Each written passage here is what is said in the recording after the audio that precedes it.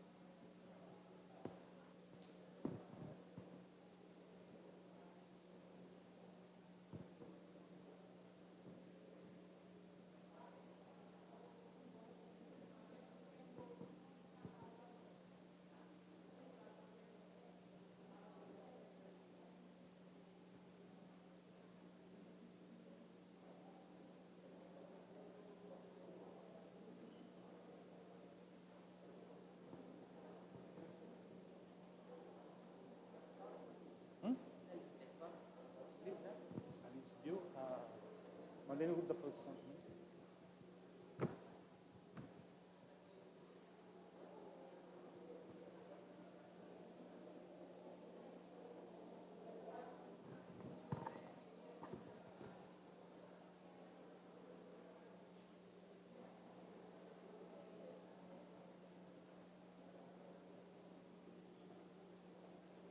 Começar. Vou gravar a fala hoje, tá? Vou gravar a sua fala hoje. Segura? Sim. Mas está escrito lá no contrato que não vai ser gravado. Nem disponibilizado. Não vai ser gravado. Depois as meninas da comunicação vai gravar uma fala que a gente está usando no Instagram. Todos os palestrantes falam um pouco da feira. Mas depois você falar aí, também. Tá? Boa tarde. Vamos dar início à nossa sequência de palestras. Queria desde já agradecer a presença do Celso, da nossa troca de ideias em conjunto. Fique à vontade. O Celso, jornalista formado pela PUC, atua na Folha de São Paulo desde 99, integra o júri de salões de prêmios e artes visuais e é idealizador do Mapa das Artes de São Paulo, um veículo importantíssimo para a gente compreender o mercado de feiras, de exposições, de ocupações. Eu queria novamente agradecer e te passar a palavra, você fica à vontade. Eu vou fazendo a dinâmica como você tinha combinado comigo. Qualquer coisa, pode ir interrompendo. Obrigado. Então, boa tarde a todos, obrigado pela presença. O JP vai distribuir uma página aí com um organograma que vai ser exibido aqui no telão, onde eu falo um pouco, eu tento exemplificar, através desse organograma, como que funciona o circuito de arte e o que a gente precisa fazer para sobreviver nele, né? O organograma primeiro, isso. Vou começar com uma fala do Paulo Herkenhoff, que eu li recentemente, e que exemplifica um pouco a problemática de falas sobre o circuito e o mercado de arte. Como falar sobre essa instância intangível e travestida de objetividade que é o mercado de arte? Sem dúvida, é preciso fugir de explicações assertivas e do engodo das análises conclusivas. Trata-se de um jogo no qual as regras não estão dadas, né? Então, é um circuito que trabalha com símbolos, com suposições, com incertezas, e quem espera objetividade tem que sair dele, né? Porque vai ser muito difícil de conseguir, né? Eu criei, então, esse organograma, né? A partir de um conhecimento empírico, né? Da minha convivência no circuito de arte, né? Para ilustrar como que o circuito se estrutura, quais são as suas hierarquias e as suas relações de trabalho, né? Isso vai me ajudar e vai ajudar a gente também a compreender, né? E avaliar o que Goiânia precisa para se tornar aquilo que se classifica como uma APL. APL é um arranjo produtivo local. O arranjo produtivo local é um sistema composto por agentes, formadores ativos e produtivos, né, que se desenvolve de uma maneira estruturada, coesa, duradoura, e trabalha para expandir e conquistar projeção, né? Então, todos esses elementos, eles precisam estar coesos, né, e estar interagindo, né, para que um mercado se configure, né? E quando um desses, né, podem ter vários outros aqui intercalando, ele não funciona, todo o circuito é deficitário. Então, dificilmente ele vai para frente, né? São as leis de...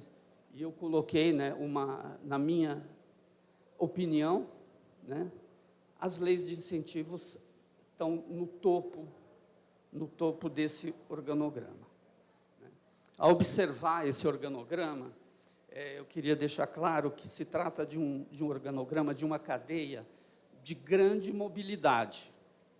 E essa mobilidade, ela é vertical e ela é horizontal, ou seja, artistas interagem com artistas, galeristas interagem com galerias, instituições com instituições, mas elas também interagem verticalmente.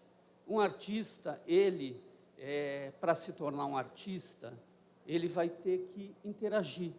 Ele vai ter que interagir com o colecionador, com a galeria, com as feiras, com todas essas instâncias, a ponto de chegar um dia às leis de incentivo, né? Porque num país como o Brasil, com uma distribuição de renda totalmente distorcida, né? E um país sem educação e sem cultura, um mercado de arte não sobrevive. Não sobrevive em Goiânia, não sobrevive no Rio de Janeiro, não sobrevive em São Paulo, né? Então, as leis de incentivo são absolutamente necessárias, né? E elas têm que ser, se elas têm falhas, elas precisam ser aprimoradas, elas precisam ser desenvolvidas, expandidas, aumentadas, né? E aí todo o circuito deve trabalhar, né, exigindo que isso aconteça, né? Que essas leis atendam cada vez mais pessoas de maneira mais democrática, porque a distribuição de renda não permite que todos tenham acesso, né, aos mesmos bens de produção, né? E a falta de educação e de cultura também dificultam essa jornada, né? E queria ressaltar que, né, que é uma cadeia produtiva muito fluida, ela é diferente, muito diferente de outras cadeias produtivas que são mais estanques, onde um agente permanece naquele ponto. Não, no circuito de arte é impressionante ver como é fácil, quer dizer, né, quem quiser, né, o artista se tornar um curador, né, um artista se tornar um crítico de arte, um artista se tornar um galerista, né? E como um colecionador também, ele pode se tornar um produtor, e, enfim, é um organograma que ele funciona tanto verticalmente para cima como verticalmente para baixo. Ele é muito fluido e democrático, né? E o circuito de arte, ele tem uma outra característica, eu vou citar aqui uma palavra um pouco mais complicada, que ele se mantém em um relacionamento endogâmico. Endogâmico seria um relacionamento consanguíneo, ou de mesma raça e costume, né? Todas as pessoas que estão envolvidas nesse circuito, elas têm um objetivo em comum, né, um interesse em comum. Então, eles são pautados por essa mesma crença, por esse mesmo objetivo. Por isso que se fala que é um sistema consanguíneo, endogâmico, né? Tudo isso, toda essa movimentação, para quê? Para chegar nas leis de incentivo, né? Aí eu poderia falar de todos os itens aí, vamos conversar, se der tempo, sobre todos os tópicos, mas queria saber, tem algum deles que vocês tenham mais interesse, né, que a gente fale? Tem mais o que? Artista, tem mais produtor aqui, galerista. Vai ser tudo bem rápido, né? Porque colecionador, tem algum interesse específico? Galerista. Galerista enfim, é um tópico muito interessante aí nessa cadeia, né? Porque esse assunto ele é tão fluido e tão inconstante que eu já até, numa próxima oportunidade, eu vou mudar, não vai ser mais colecionadores, vai ser compradores, porque do comprador até chegar a ser um colecionador é um caminho muito longo, né? E o comerciante vai ser vendedor, né? Então, são vendedores, né? O galerista, o marchand e as casas de leilão, né? Primeiro que a diferença de galerista e marchand é que o galerista ele trabalha geralmente direcionado para o mercado primário, né? Então ele é direcionado aos artistas e às obras que são produzidas naquele momento, né? Enquanto que o marchand ele é já direcionado para o mercado secundário, né, onde ele trabalha com obras que já estão no circuito de arte, né, já estão ali mais ou menos estabelecidas, e com artistas, por vezes, mortos, né? Aí, qual o problema que a gente encontra nessa diferenciação é o relacionamento do galerista com... um dos problemas é o relacionamento do galerista com o artista, né? Alguns anos atrás, alguma década atrás, né, em tempos atrás, o galerista ele era visto apenas como um agente que cuidava do artista e da exposição, né? enfim, essa característica ela mudou muito nos últimos tempos, a ponto do galerista, que deveria estar direcionando o seu trabalho para o artista e para a obra de arte, ele ter que dividir seu tempo com uma série de outras atividades para manter, enfim, a sua galeria em atividade. Então, ele tem que se preocupar com a feira de arte, ele tem que se preocupar com o relacionamento com o colecionador, ele tem que se preocupar com a festa, que ele tem que ir à noite. Isso vai diminuindo o tempo que ele dedica ao artista e aumentando o tempo que ele tem que dedicar a questões secundárias daquilo que seria o trabalho dele, né? E existia também, nesse organograma, assim, o galerista, ele se dedica ao artista, o marchand se dedica ao colecionador, né? Isso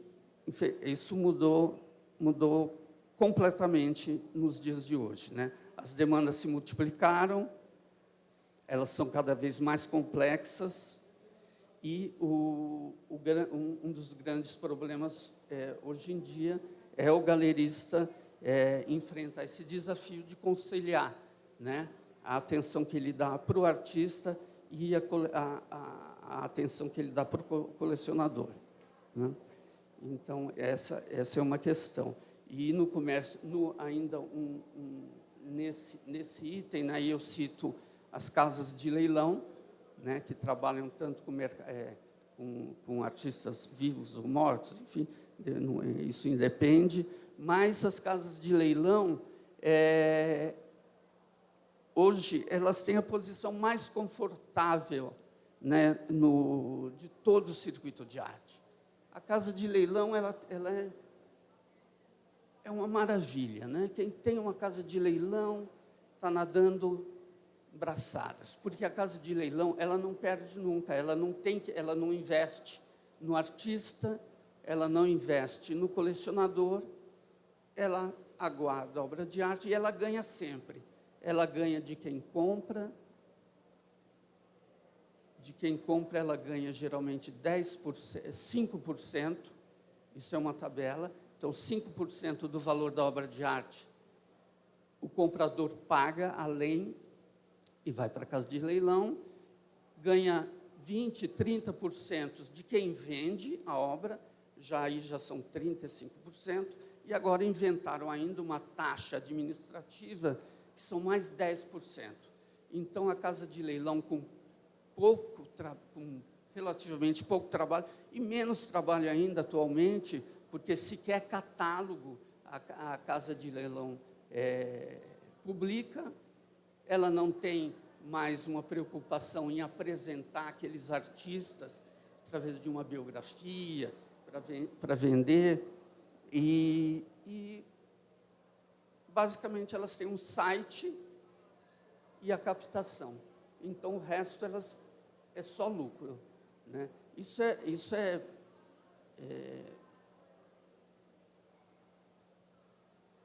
impressionante, né?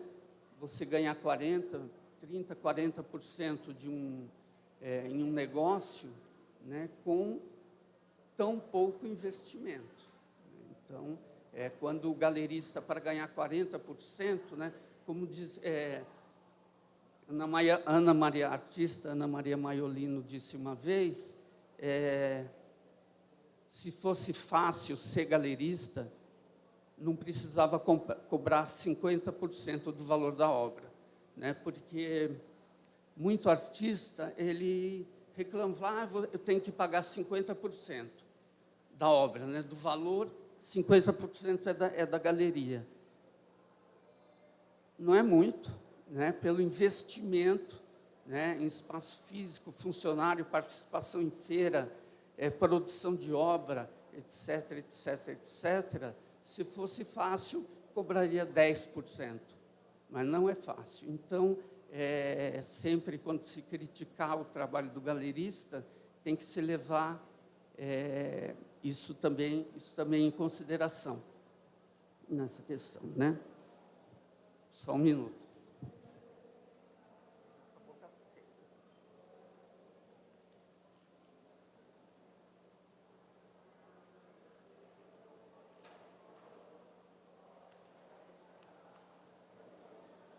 Ainda falo. Só para complementar esse tópico aí, ao estudar e, enfim, tentar configurar essa palestra, acabei descobrindo o termo que é usado em francês para leilão. Uma coisa que eu não imaginava e que é muito ilustrativo e esclarecedor. Em francês, leilão é vente aux enchères, que é vender para ficar mais caro. Vente de venda ou para encher, ficar mais caro, né? Então isso já demonstra, quer dizer, uma coisa, né, tão clara, né? Quando você está diante de um leilão, você está diante de uma estrutura que é para fazer aquela obra ficar mais claro. Ela, enfim, ela conseguir se revalidar e ela conseguir, enfim, se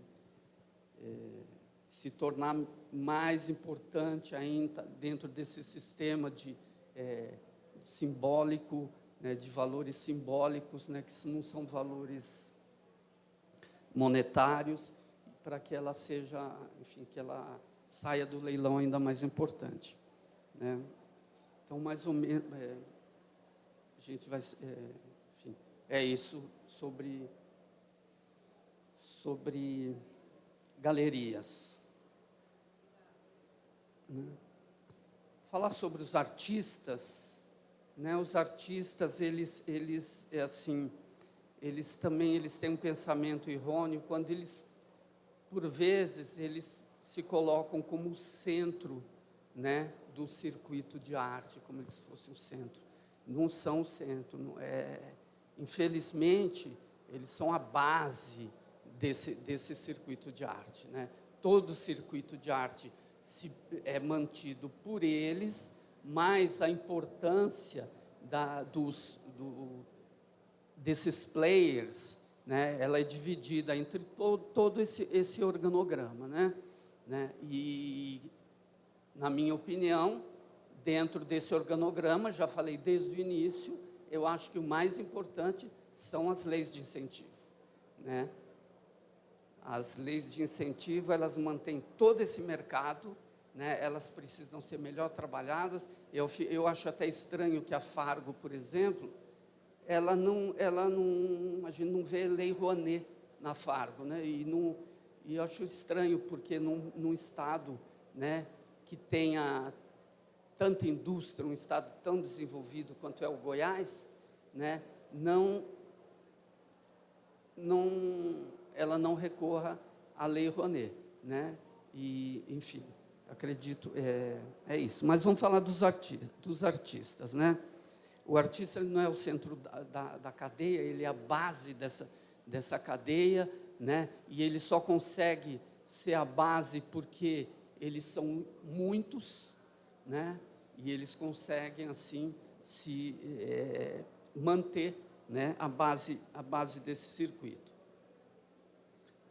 Eles encontram, né, uma série de dificuldades no decorrer da carreira, e a primeira dificuldade é a legitimação da obra, né? Então, eles têm que ter essa obra legitimada em duas escalas. Eles têm que ter a obra legitimada pelo comércio e eles têm que ter a obra legitimada pela academia. Então, é um desafio duplo. E o artista, para legitimar a obra pelo comércio, já é super difícil, porque não adianta ele vender a obra. A simples venda da obra não diz que ele não garante que ele está inserido no mercado. A obra, ela tem que ser vendida minimamente 2 vezes para que ela esteja inserida. Então, ela tem que passar pelo mercado primário e pelo mercado secundário, né? Porque só a partir do momento... Porque na primeira venda, ela pode ter sido uma venda para um amigo, ela pode ter sido a venda para o amigo do galerista, ela pode ter sido uma venda para o fornecedor do pai do artista. Então, a primeira venda, a obra ainda não adquire valor. Ela passa a adquirir valor e ser ratificada pelo circuito comercial a partir da segunda venda, né? E depois podem ter outras vendas, terceira, quarta, tal, né? E essa é uma questão.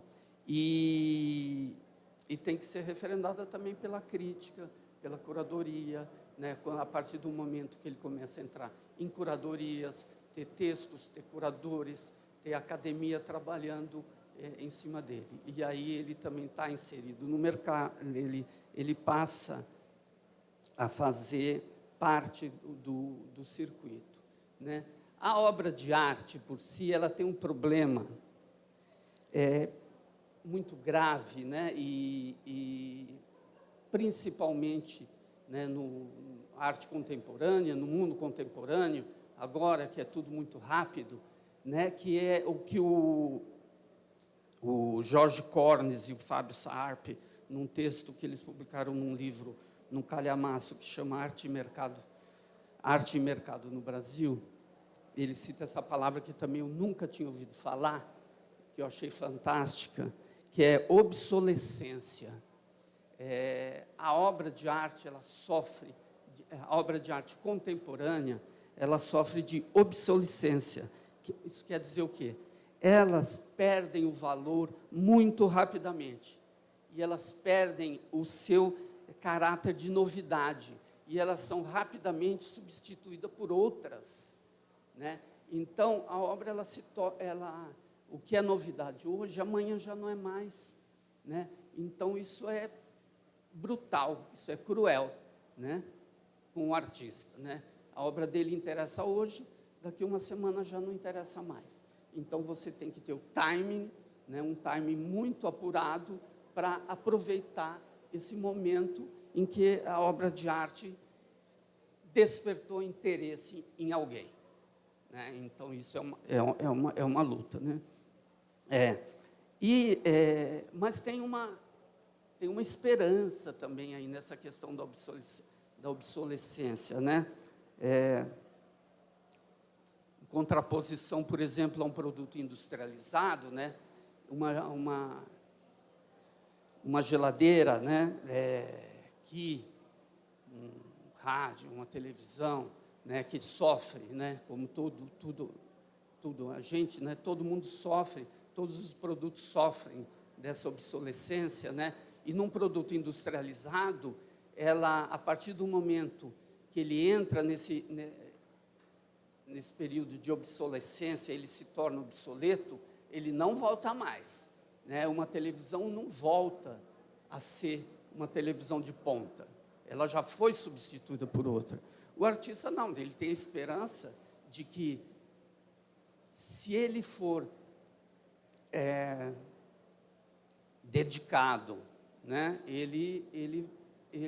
a obra dele pode voltar, né? Ela pode sair dessa fase de obsolescência e voltar a ser novidade.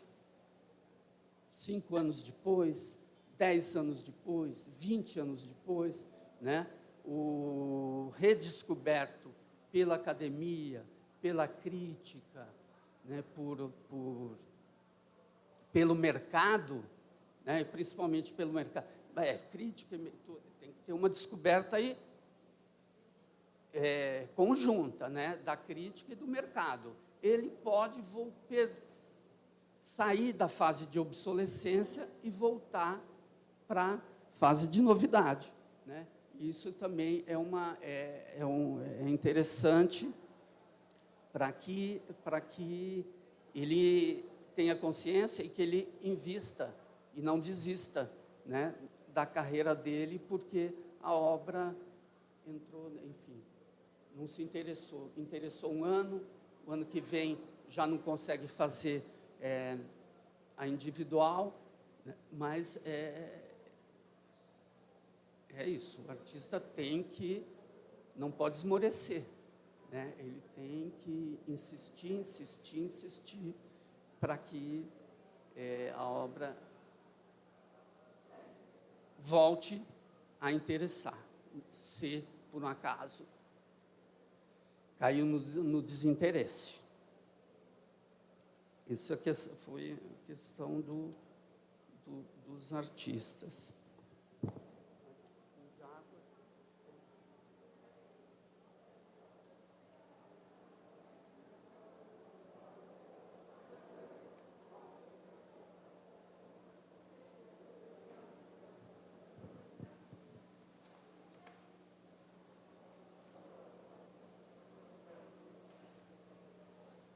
Oi? Alguém falou?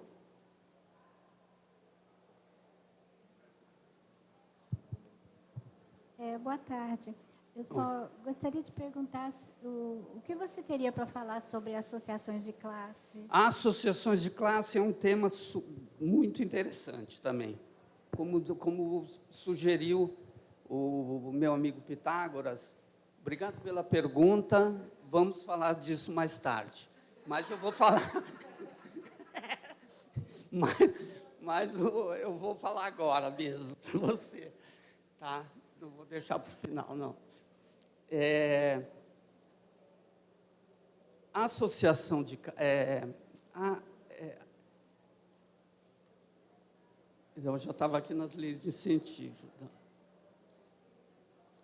A associação de classe, né, o que seriam sindicatos, né, o que seria super importante, né? Em qualquer país desenvolvido, as associações de classe, os sindicatos, elas exercem um papel fundamental dentro do circuito ao qual estão inseridos, né? Elas trabalham para melhorar a condição de trabalho, né, do trabalhador ou da empresa, enfim, trabalham para ampliar as discussões, né, para o diálogo, para que tudo isso amplifique o circuito, né? No Brasil é uma pena, mas elas são praticamente inexistentes, né? A gente tem uma associação que se chama ABACT, né, Associação Brasileira de Arte Contemporânea, mas que exerce um papel pífio, né, um papel insignificante, né, e ela não é nem um pouco representativa do circuito, né? Hoje ela tem 54 associados, que ela é mais um clube de amigos do que uma associação de classe, né? Onde esses 54 amigos pagam, né? Ela, por ter se configurado como uma associação de classe, ela tem acesso à verba federal, e ela usa essa verba federal, basicamente, para satisfazer os interesses daqueles 54 associados. Num país como o Brasil, né, que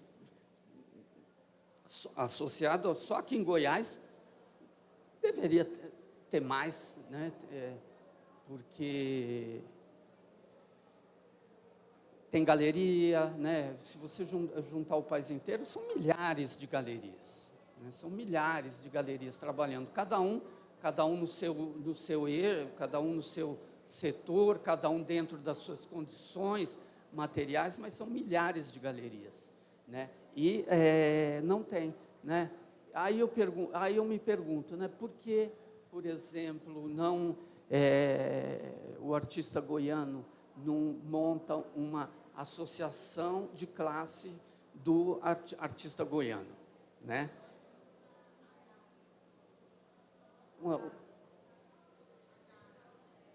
A Gavi. Então, é preciso fortalecer essas associações de classe, porque com o trabalho coletivo que essa associação de classe desenvolve, ela tem mais poder para acessar o quê? As leis de incentivo, né? Em Goiás é a Associação Goiana de Artes Visuais, a AGAVE. A Gávea. que já tem muitos anos, mas também não tem uma representatividade. Então, nessas associações, o que precisa? Os artistas precisam prestar atenção que aquilo eles têm que participar, eles têm que ser ativos, eles têm que se associar, né, para ir minando. Se essa associação ela deixa a desejar, né, tem que fazer com que ela trabalhe mais, né, porque se é uma associação de classe, a Associação Goiana de Artistas Visuais, ela tem que estar na Fargo, ela deveria estar participando, né, porque ela representa, bem ou mal, ela representa os artistas. Então cabe ao artista. Associação dos Artistas do bairro Vila Nova. Junta 10, 15 artistas. Faz uma associação e marca presença, porque é muito mais convincente você se apresentar num projeto, demandar uma bolsa, uma verba pública, se você é um representante de um grupo, né? Porque sozinho, né, é mais difícil. Você fala alguma coisa? Inclusive, eu acho que as associações de artistas, não somente eles podem pleitear as leis de incentivo, mas também pedir para mudar o modelo de lei de incentivo. Ser uma coisa mais acessível, mais simples, mais direta, mais pulverizada no Brasil como um todo, né? Infelizmente, assim, eu não vou, é uma crítica e não é. A gente tem a Lei Rouanet e outras leis de ICMS, municipais, etc., que ajudam, mas são complexas, nem todo mundo consegue fazer o projeto e aprovar o projeto, né? Demanda, tem uma logística depois de prestação de contas, prestar contas dos resultados na mídia, mandar catálogo, que é complicado, dependendo da onde você está e quem pleiteia isso. E você vê, né, que, às vezes,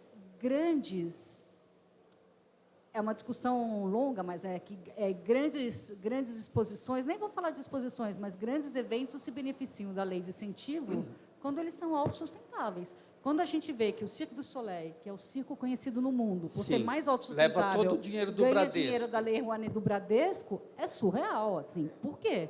É dinheiro público. Por que eles têm esse benefício e não artistas, sei lá, do interior do Amazonas, do Brasil inteiro, né, que poderiam ter acesso a isso e ia facilitar e ajudar muito a valorização e a manutenção dessa economia criativa. Então, por isso que eu acho que fortalecer as associações de artistas é uma coisa muito, muito importante para também ter esse impacto na lei de incentivo que vai beneficiar todo mundo. O Juliano...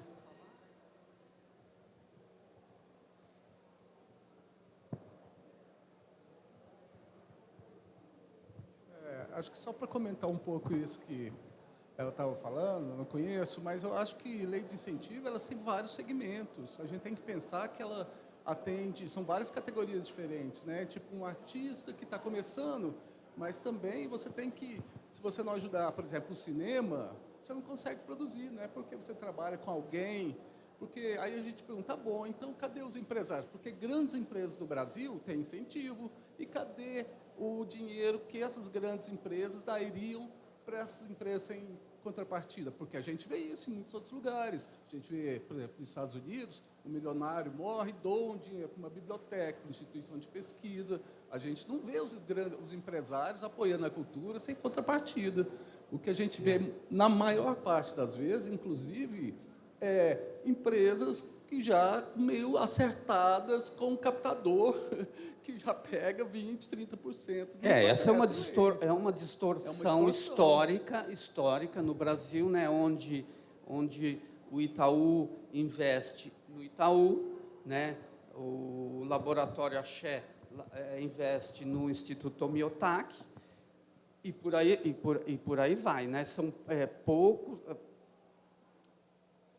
talvez a única instituição que fuja um pouco disso é o Instituto Moreira Salles, talvez, porque já tem verba, né, essa verba de milionário, né, dos milionários, né, que você tá dizendo, talvez o único milionário do Brasil que tenha feito isso foi a família Moreira Salles, né, porque já deixam um montante lá absurdamente grande para manter uma revista como a Piauí, para manter um Instituto Moreira Salles, em Poços de Caldas, no Rio, em São Paulo. Então, mas isso é uma raridade, né? Geralmente, essas grandes instituições, elas apoiam a si próprias, né? Mas nessa questão, o que eu acho interessante na cena goiana, por exemplo, que não vejo acontecer muito em outras capitais, é que aqui existe um movimento muito grande de ateliês, de grupos que estão se reunindo, né, e que estão atingindo outros patamares, né? Eu tenho o Renca aqui, o Muquifo, né, que estariam aqui nesses artistas, mas eles estão acessando uma feira de arte, né? Então isso é super interessante. Você não vai ver coletivo na SP Arte, né? Você não vai ver coletivo na Arte Rio, né? Isso é inimaginável, né? Mas aqui em Goiás você vê isso.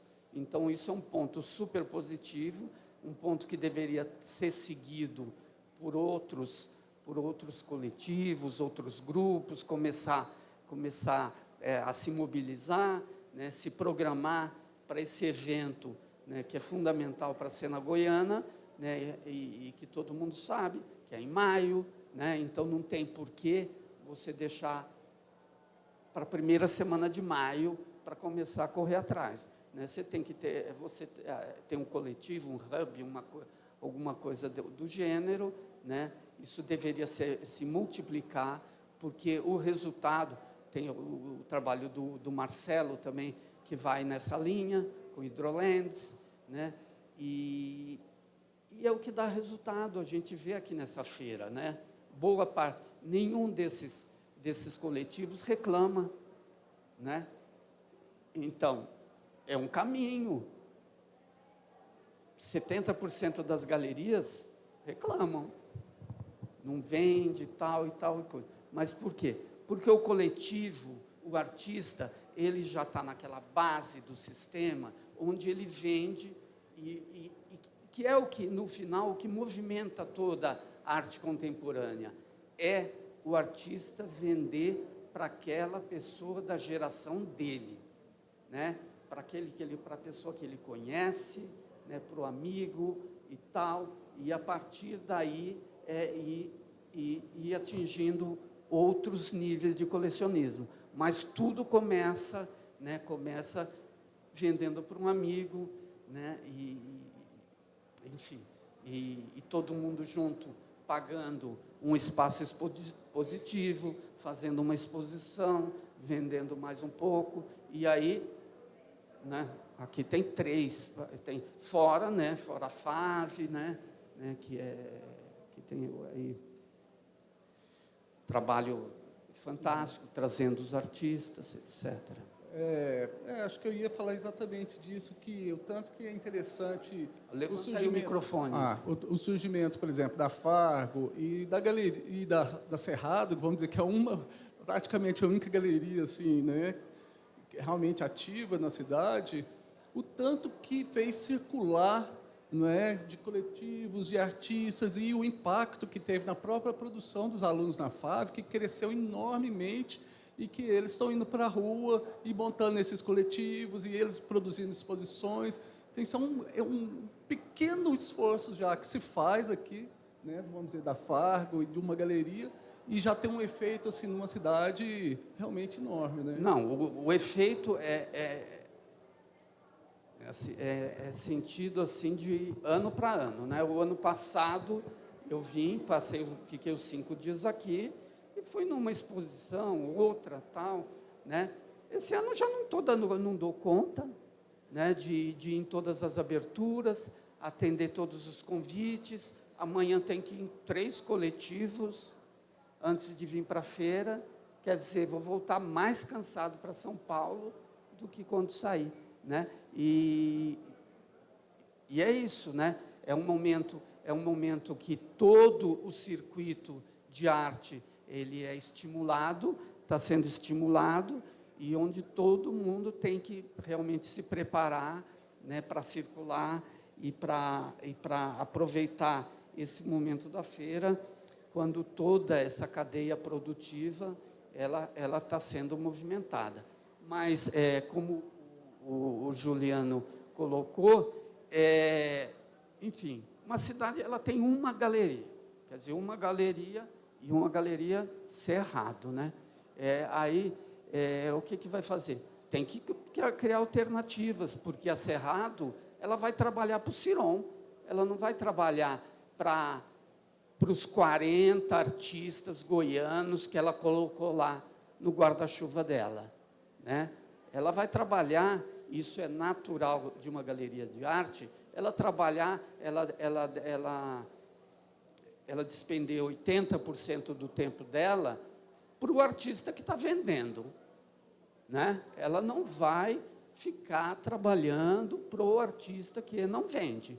O artista que não vende vai chegar a hora dele, mas até que chegue, ela tem que pagar as contas dela com aquele artista que está vendendo, e aí está preparando qual vai ser a próxima bola da vez, segundo a Cerrado, por exemplo, agora Vanderlei Lopes, né, tentando colocar ele no mercado, mas,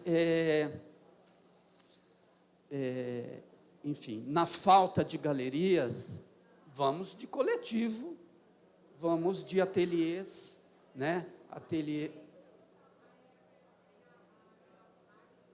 tem que Tem a Arte Plena, tem a Época, tem a Potric. Quais que estão aqui? A Arte Plena está aqui porque ela é dona da feira. Porque se não fosse dona da feira, talvez não estivesse também, né? Entendi, para estar aqui, né? Então tem que ter galerias que sejam atuantes, galerias atuantes.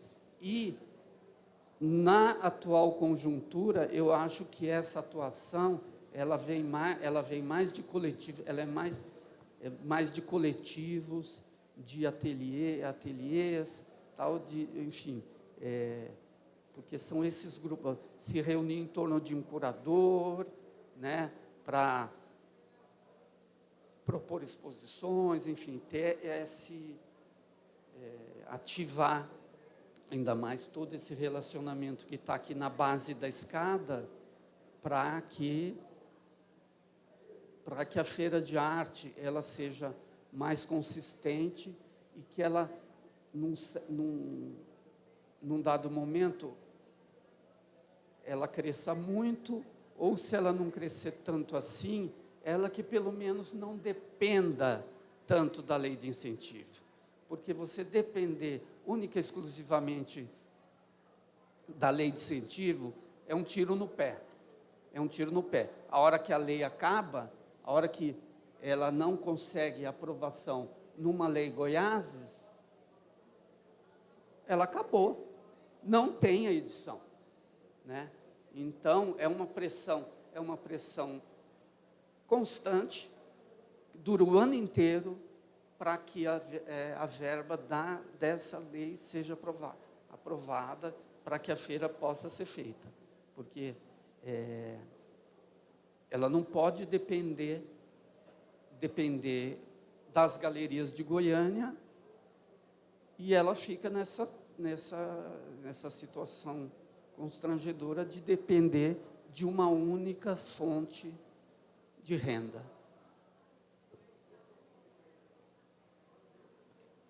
mais, as instituições.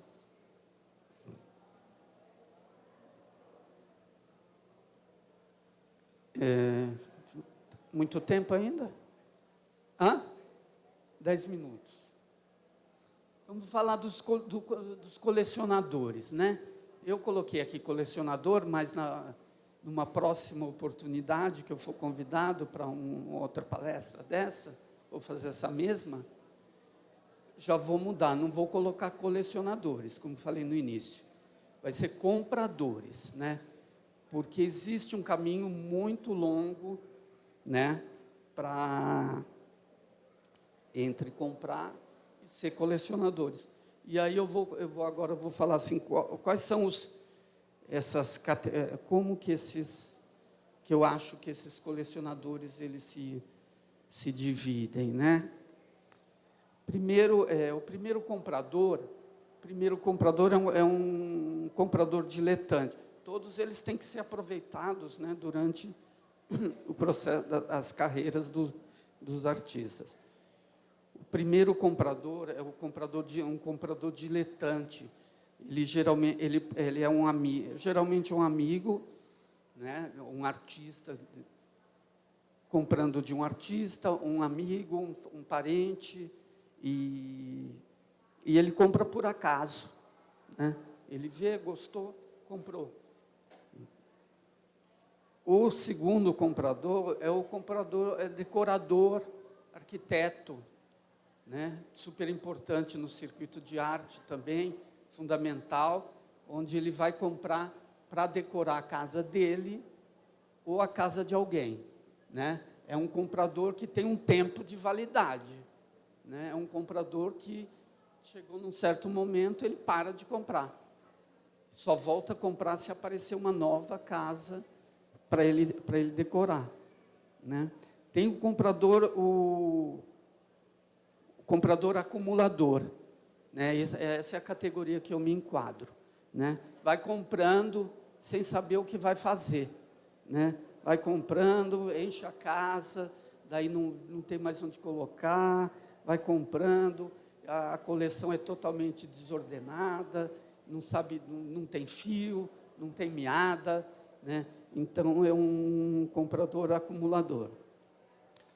Tem o comprador revendedor, né? O comprador que compra hoje e recoloca no mercado daqui a um mês. Daqui a um mês. Comprou da galeria e mês que vem está no leilão. Ele revende, ou então ele vê uma oportunidade de comprar, ele compra já pensando em vender, né? Tem o comprador especulador, que compra visando o lucro, né? E ele vai efetuar esse lucro revendendo, né? Recolocando no mercado logo, cedo ou depois, né?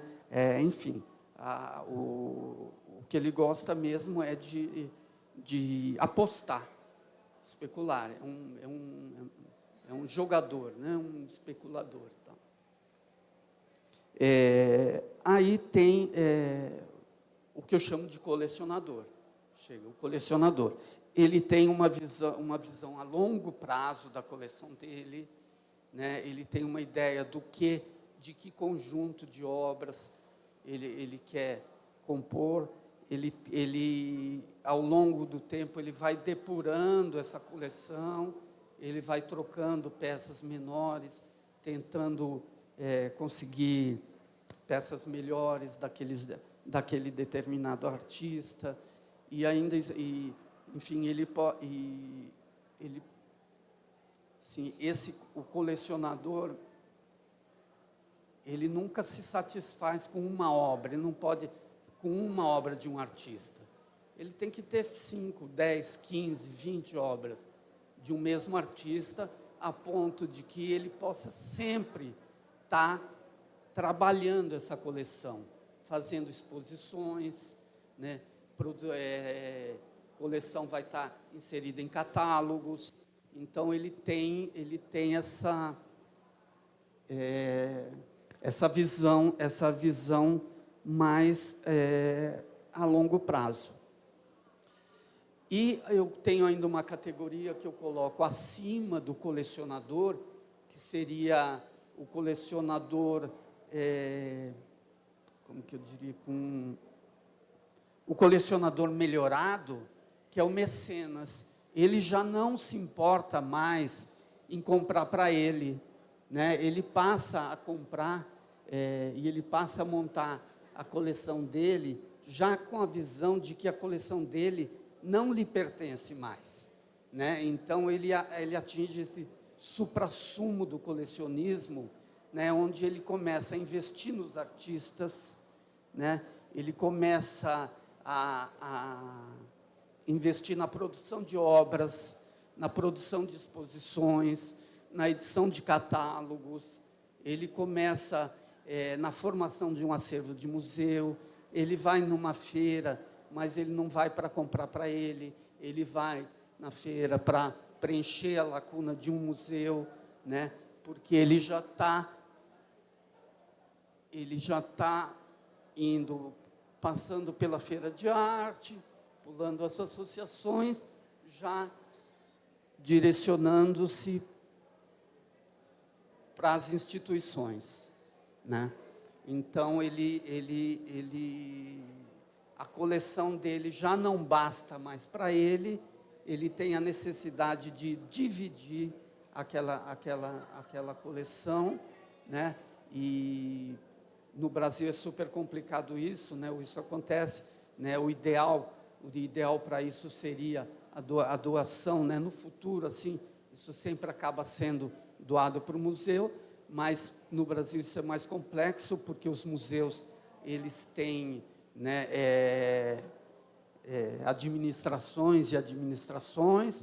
Hoje está muito bem, amanhã está muito mal. Então, se quer segurança para essas coleções, existe, né? Mas isso acontece no Brasil, né? Roger Wright, a coleção dele está toda lá na Pinacoteca, por exemplo, né? Grandes coleções foram deixadas dotações para que essas, né, coleções se mantivessem íntegra. Emma Klabin, Eva Klabin, Fundação Oscar Americano, enfim. Mas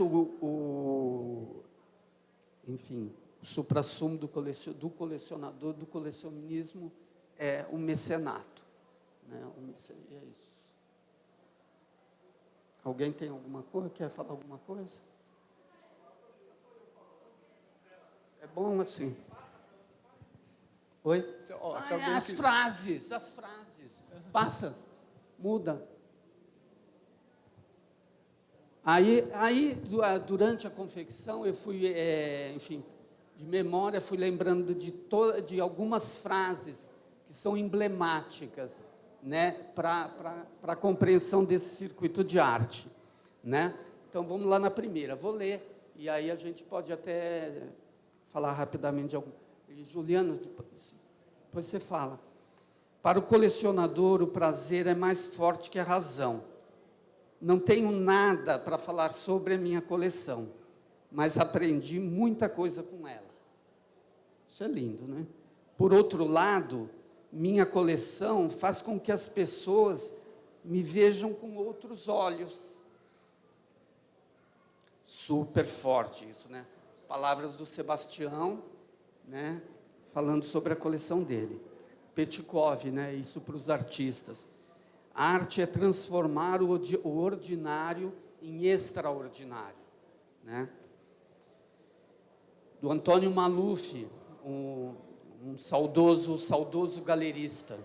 Quando eu perguntei para ele, falei: "Não, Maluf, você deve ter uma coleção fantástica, porque todos os artistas..." Ele é galerista, né? Então, e ele falou: "Não, meu acervo é a coleção dos meus fracassos." Tudo aquilo que ele não conseguiu vender, né? E ele foi comprando de artista para manter, né? Para estimular o artista, porque isso existia muito, né? Com galerias como Raquel Arnaud, Luiz Estrina, né? Todos os grandes galeristas, os galeristas históricos do Brasil, como Antônio Maluf, todos eles investiram nos artistas, né? E compraram obras, né? E foram fazendo seus acervos, né? A outra frase, a roda do Estado que movimenta o circuito de arte não aguenta todo mundo, né? Frase do Pitágoras, né? E falando que a lei de incentivo está ali, democrática, ao alcance de todos, mas ela não dá conta de movimentar todo mundo. Então, é preciso que, enfim, artistas, galeristas, colecionadores não fiquem parados, né, e se movimentam. No Brasil, o artista morre 2 vezes, né? Primeira morte, né, morte física, né? Morreu.